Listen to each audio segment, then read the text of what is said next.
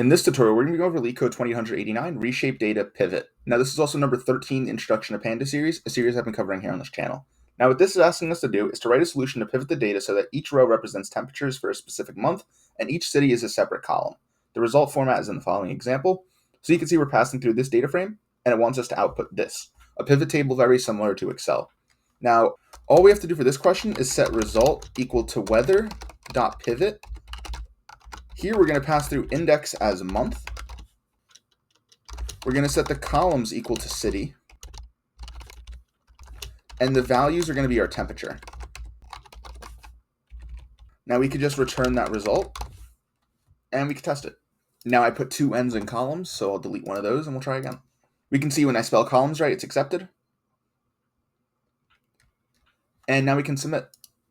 Now you can see that this beats 86% of the answers in terms of runtime and 18% in terms of memory. Now that's how you can do LeetCode 2089, Reshape Data, Pivot. Feel free to leave any questions or comments down below, and I hope that helps.